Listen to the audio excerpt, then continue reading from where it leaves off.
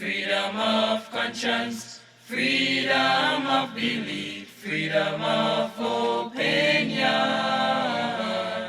freedom of thought, choice, speech and movement, freedom of expression. Fire will be called down from heaven to set up the image of the beast. Apostate, Protestant, communist. So here we are. On the papacy.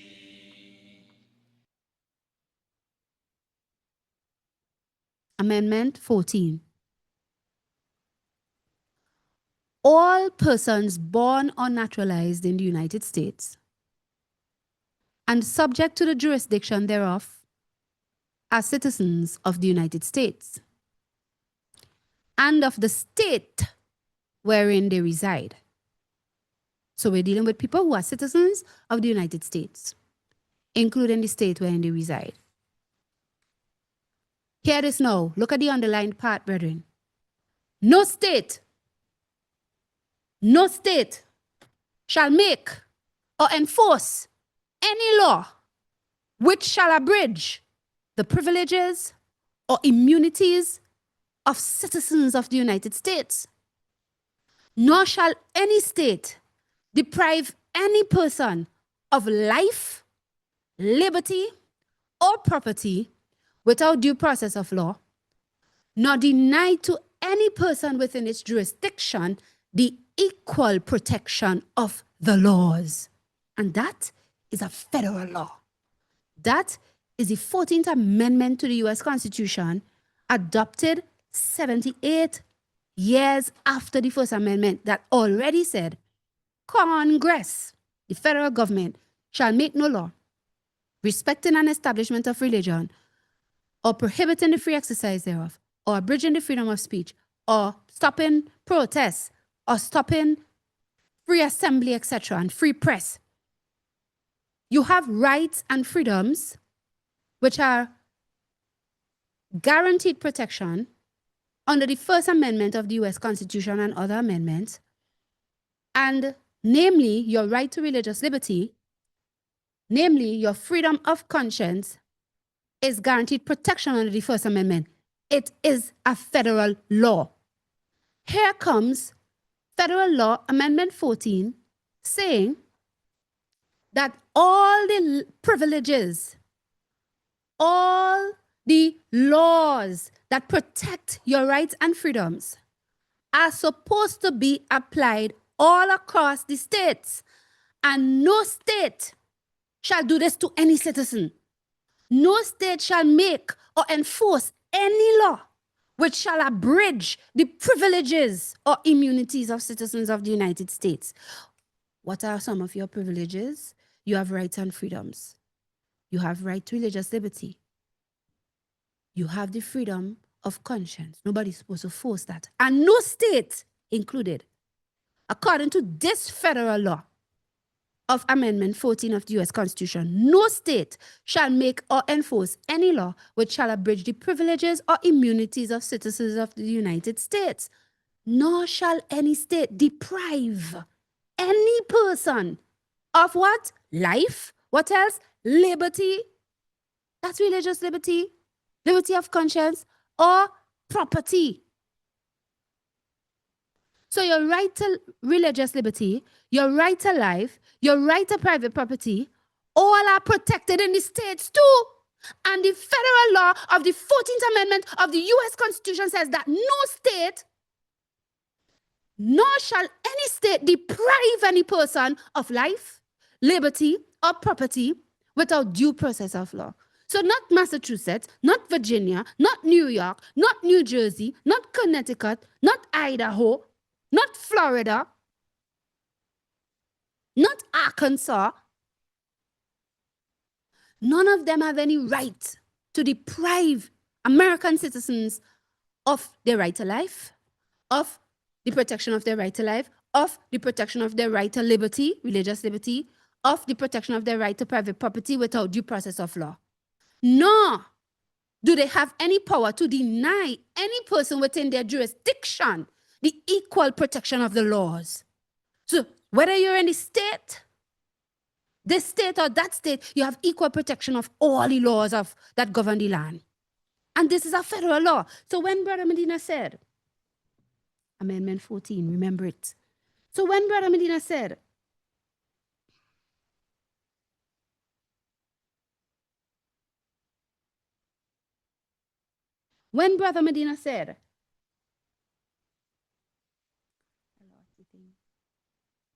I screenshot it and I'm looking for it because it's past now. Somebody could tag me under it. That he was saying the federal law corrected the state law, and we're not going back to the state law. Look at here. Amendment 1 or First Amendment, Amendment 14 or 14th Amendment. Look at right there. And you know who understood this? You know who understood this? A.T. Jones. Follow me, please.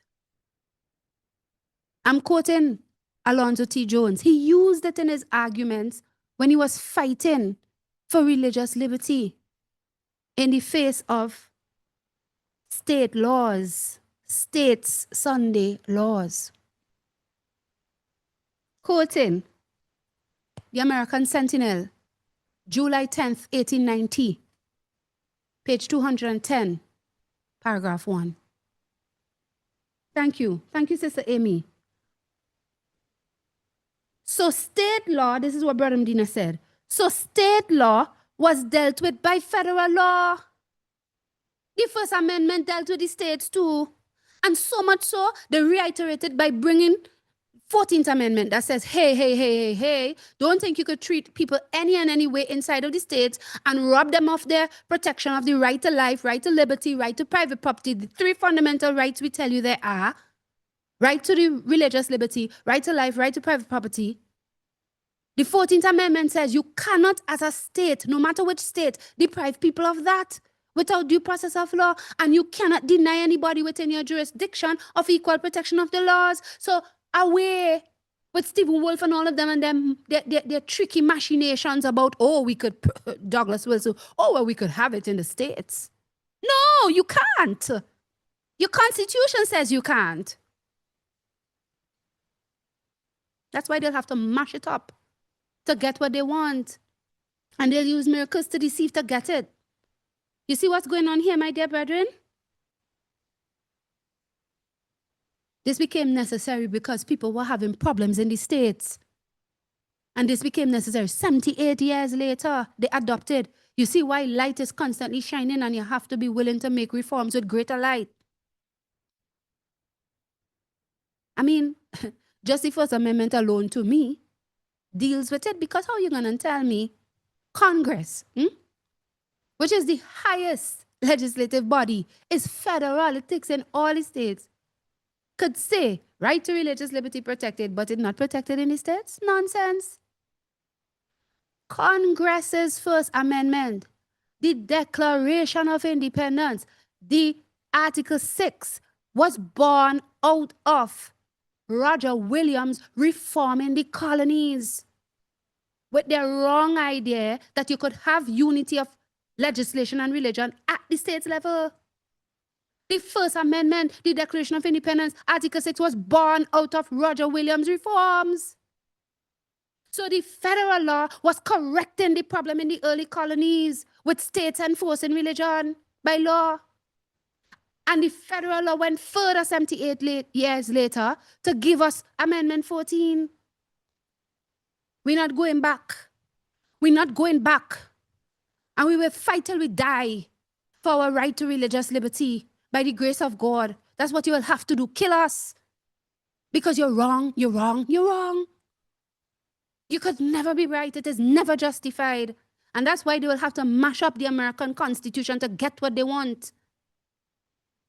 They will have to do spiritualistic miracles to deceive, to mash up the Jeffersonian Republicanism Constitution to get what they want. They will have to apostatize nationally. from liberty of conscience as taught by Roger Williams even before Thomas Jefferson. That's what they will have to do. So here, A.T. Jones understood what the 14th Amendment did for us, and he spoke of it together with the First Amendment when he argued for protection of Seventh-day Adventists' right to religious liberty, when he argued for our protection against states' Sunday laws. This is what he said in a few places.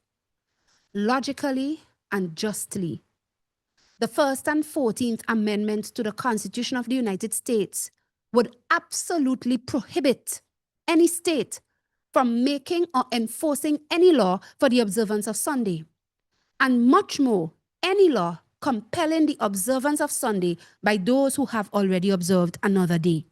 End quote. This is what Jones said. He said it was logical and rational and just.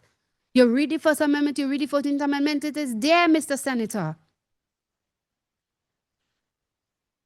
In paragraph 8, he said, same page 210, American Sentinel, July 10th, 1890. He said, quote, the language of the 14th Amendment is authoritative and mandatory. No state shall make or enforce any law which shall abridge the privileges or immunities of citizens of the United States. Nor shall any state deprive any person of life, liberty, or property without due process of law, nor deny to any person within its jurisdiction the equal protection of the laws, end quote. So Jones quotes the 14th Amendment, and then he says this. Under the force of these weighty inhibitions, the citizen of foreign birth cannot be persecuted by discriminating statutes. Because remember, it says anybody in your jurisdiction has equal protection of the laws. So he says, under the force of these weighty inhibitions, the citizen of foreign birth cannot be persecuted by discriminating statutes, nor can the citizen of dark complexion be deprived of a single privilege or immunity which belongs to the white man. Here the part we are concerned with. Nor can the Catholic or the Protestant or the Jew be placed under ban or subjected to any deprivation of personal or religious right. The provision is comprehensive and absolute and sweeps away at once every form of oppression and every denial of justice. So it protects you in matters of your religious right. Whether you're Catholic, Protestant, Jew, Seventh-day Adventist, which is the Protestant, it protects you from deprivation of your personal or religious right. It is comprehensive, it is absolute, this provision, and sweeps away from every form of oppression and every denial of justice. Last quote on this slide. He said in paragraph 9, I hope you're getting this.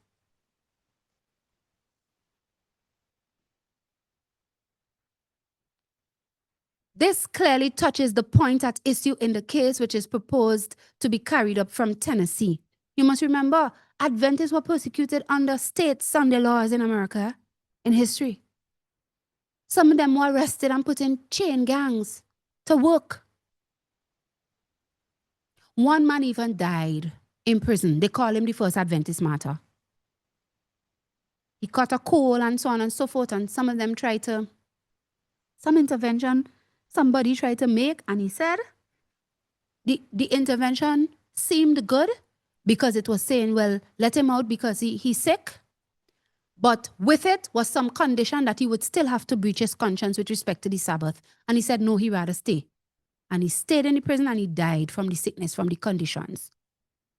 I had showed you all that in the past when I was dealing with Hazel and this presentation he tried to make about the future Sunday law being about race. And we showed you the black and white picture with Adventists in chain gang. And Jones used the 14th Amendment with the First Amendment to argue that you could not even bring a Sunday law at the state level. It would still be wrong against liberty of conscience. This clearly touches the point at issue in the case which is proposed to be carried up from Tennessee, he said. if the Catholic or the Protestant or the Jew cannot be placed under ban or subjected to any deprivation of personal or religious right, then certainly each one of these classes is free from religious subjection to the religious dictates or observances of any of the others.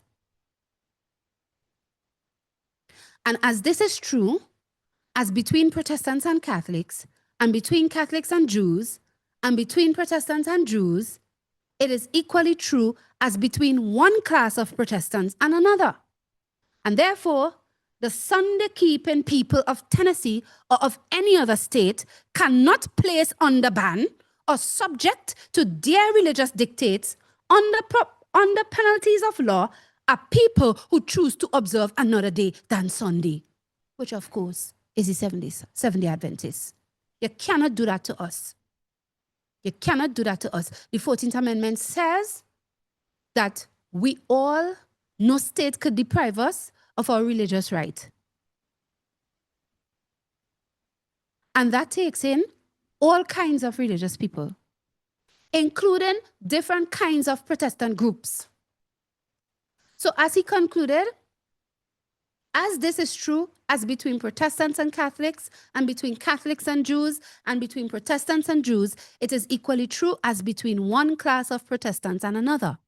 And therefore, the Sunday-keeping people of Tennessee or of any other state cannot place under ban or subject to their religious dictates under penalties of law a people who choose to observe another day than Sunday. Amen. Amen. Then also in American Sentinel, the version, the one of August the 1st, 1895, page 242, paragraph 8 and 9, Jones also said this. It is true. It is true that as originally adopted, listen to me carefully. It is true that as originally adopted, it is true that as originally adopted, the national constitution left the matter of religion entirely with the states. But it is far from an unreasonable proposition that the First and 14th Amendments to the Constitution have very materially changed all this.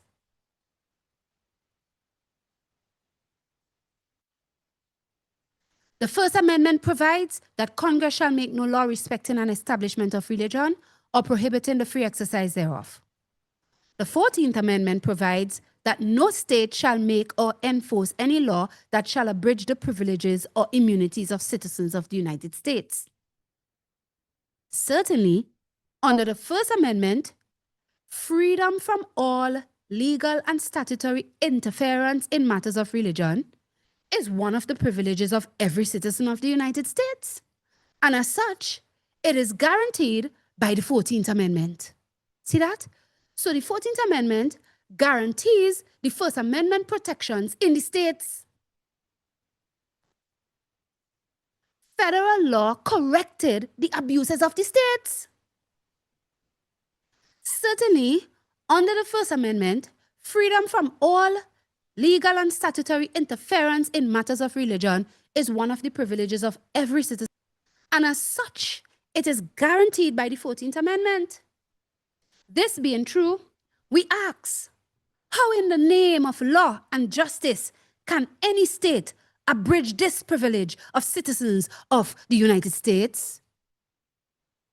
Amen. Wonderful, important question, which is answered clearly. They cannot, they should not, they ought not to. Yes, of course, the First Amendment covers all the states and not just Congress. Yes, of course. No law was supposed to be made federally that transgresses liberty of conscience. That's right. You all have it right. Grace and peace to you, Sister Kiruna. You got it. You got it.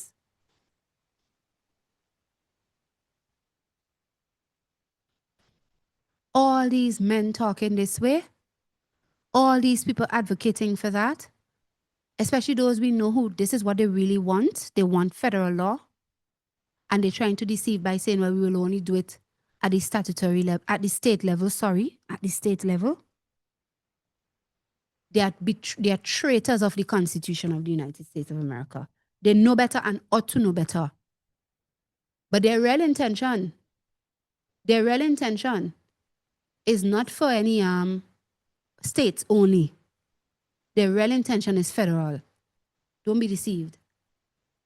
So having shown you that, I'm just going to go back to the clip from Henriquez to show you the little piece that that pertains to, and I would appreciate if somebody could tag me back in the second statement from Brother Medina, because I don't know, I screenshot them to get them back, knowing they will pass after a while, but I'm not seeing my screenshots.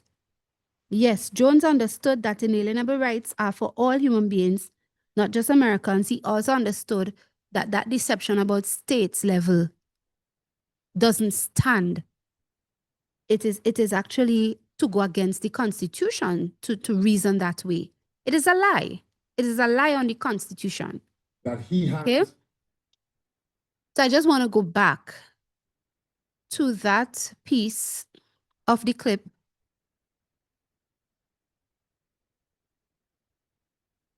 where Henriquez attempts to make the issue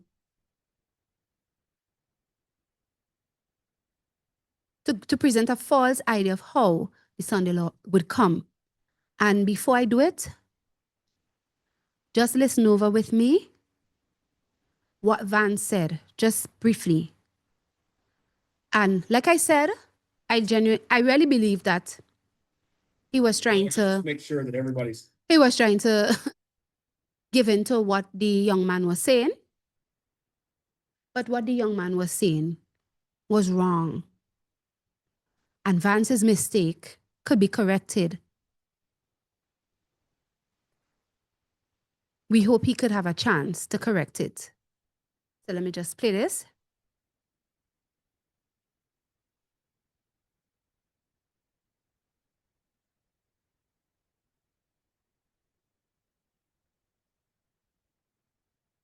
Oh, okay.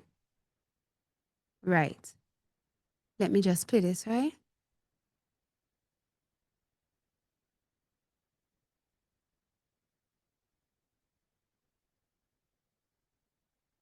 Just a few days ago, So we thank God. We answered.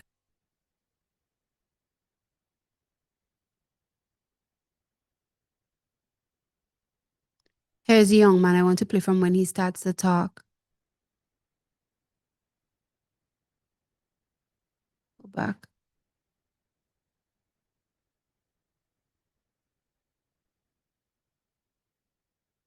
Okay, let's try this. You articulate Christian values on a stage like this, and to remind us that things we take for granted and things we value so much have a Christian origin. So thank you for that. I really mean that. However, so much of liberalism, by the way, so much of the far left is a sort of, if you really pay attention to it, it's a kind of perverted version of Christianity. Like, there's nothing wrong, of course, with focusing on people who are disenfranchised, for example. That's the focus of liberalism.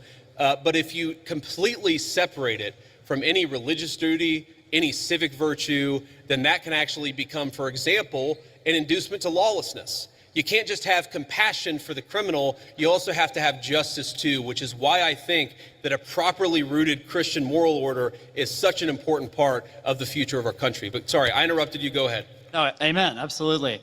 Now, as much as I hope and pray that we can be a nation of Christians, the idea of a Christian nation scares me. So I'd like to hear your feedback on a pretty nuanced argument here, that perhaps there should be a wall of separation, as at least one of our founders advocated, between church and state at the national level. However, that line can and should get blurrier as we descend to the community level.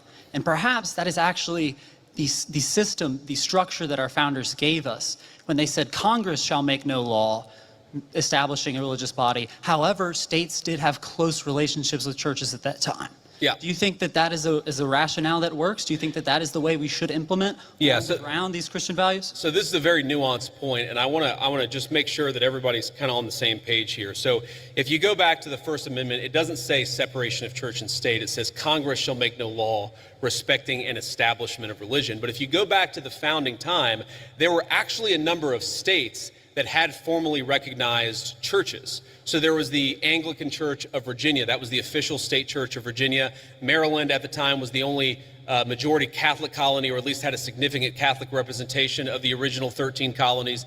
There's a lot there. And right. yes. So we've corrected that.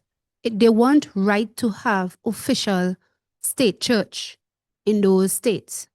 And that is why it led to persecution. It had pernicious results, dangerous, damaging results upon people's liberty of conscience. They persecuted Roger Williams when he spoke against it. They banished him.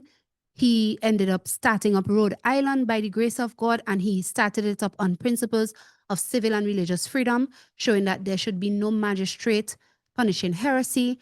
There should be no requirement of you being religious or conforming to the Christianity or the religion that is established in order to vote and in order to hold public office, but that man's opinions and his opinions on faith, etc., was to be left alone by the magistrate, was only to be governed between him and God, and that people were not to be dragged to religious houses, making hypocrites of them, etc. Roger Williams stood on those principles, and it was those principles, Sister White tells us in the Great Controversy, that resulted in the founding of America with the First Amendment,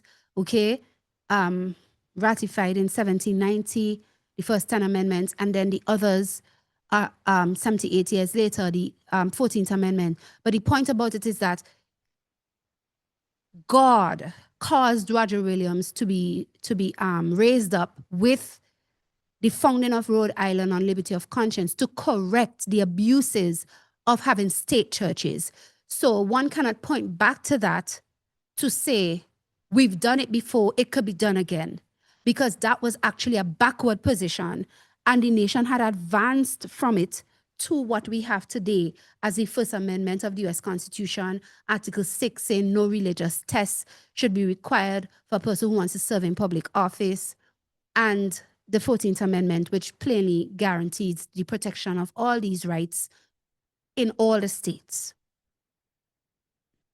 I do think that what happened is the Supreme Court interpreted Congress shall make no law respecting an establishment of religion to effectively throw the church out of every public space at the federal, state, and local level. I think it was a terrible mistake, and we're still paying for the consequences of it today.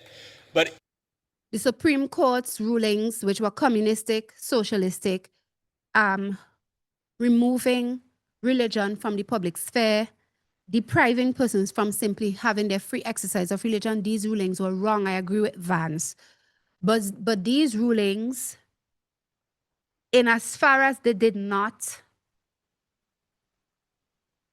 promote the enforcement of religion by law, that was not the issue.